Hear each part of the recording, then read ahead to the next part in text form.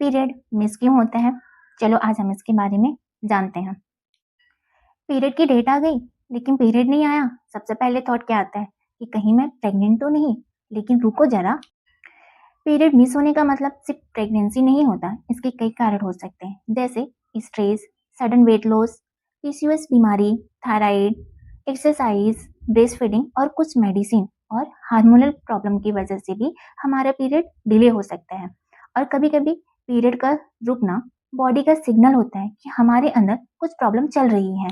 तो आज के वीडियो में हम समझेंगे पीरियड लेट या मिस क्यों हो गया, प्रेगनेंसी टेस्ट कब कराना चाहिए, डॉक्टर कौन कौन से टेस्ट करा सकते हैं और कब पीरियड मिस होना सीरियस प्रॉब्लम हो सकता है। वीडियो को अंत तक देखना क्योंकि इस वीडियो में मैं आपको बताऊंगी कब हमें डॉक्टर को तुरंत दिखाना चाहिए।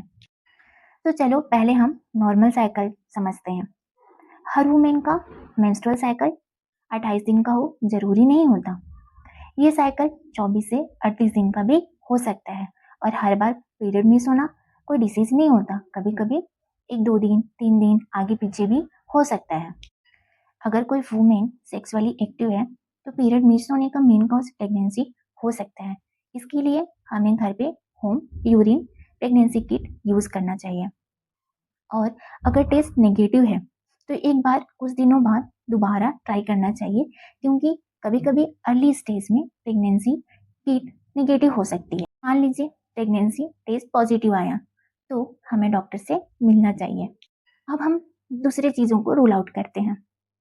पीरियड एक सिंपल कैलेंडर इवेंट नहीं होता।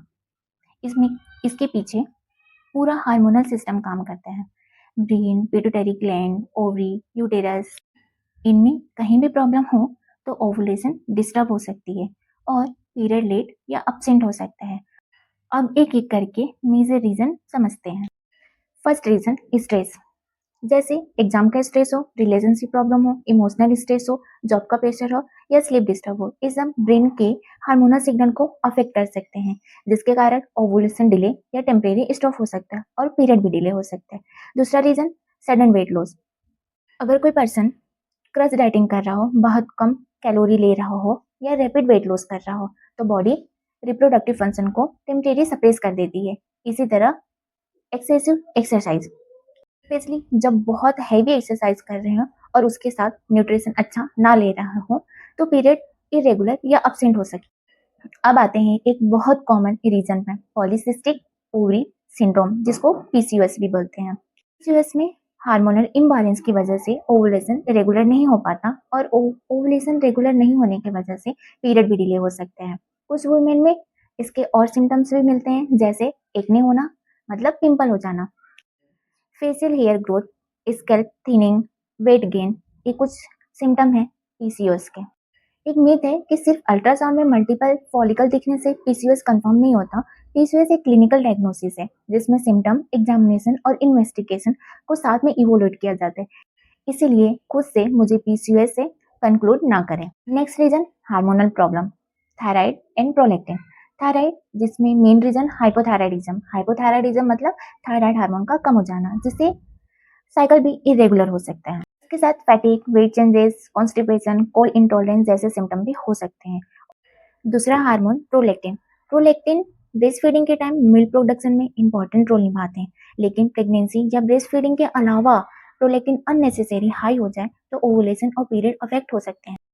Next reason breast feeding. Delivery के बाद ब्रेस्ट फीडिंग के दौरान पीरियड कुछ टाइम तक अब्सेंट या इरेगुलर हो सकता है, लेकिन एक इम्पॉर्टेंट बात ये भी है कि ब्रेस्ट फीडिंग प्रेगनेंसी को 100% प्रिवेंट नहीं करता, इसलिए कॉन्ट्रासेप्टिव और मेडिकल एडवाइस इंपॉर्टेंट है। नेक्स्ट रीजन मेडिसिन और हार्मोनल कॉन्ट्रासेप्शन, मतलब गर्भपात की दवाइयाँ। कुछ मेडिसिन और गर्भपात की दवाइयाँ लेने से मेंस्ट्रुअल साइकिल इरेगुलर हो सकता है, स्पेशली हार्मोनल कॉन्ट्रासेप्शन स्टार्ट या स्टॉप करने के बाद साइकिल टेम्परेरी चेंज हो सकता है। इमरजेंसी कॉन्ट्रासेप्टिव पिल लेने के बाद भी नेक्स्ट पीरियड कुछ दिन पहले या लेट हो सकते हैं। नेक्स्ट रीजन में ओवरी और यूटेराइन प्रॉब्लम हो सकते हैं। कुछ लेस कॉमन सिचुएशन में ओवरी या यूटेरस की प्रॉब्लम भी पीरियड को अफेक्ट कर सकती है। Example premature ovarian insufficiency. बार बार पीरियड इरेगुलर होने पे हमें डॉक्टर के पास जाना चाहिए। डॉक्टर हर पेशेंट को देखते हुए उसके आधार पे ही ट्रीटमेंट प्लान करते हैं, जैसे साइन, सिम्टम और पीरियड की इरेगुलरिटी। और भी कुछ चीज़ें उसके आधार पे डॉक्टर डिसाइड करता है कि इस पेशेंट में कौन सा टेस्ट कराना चाहिए और कौन सा नहीं।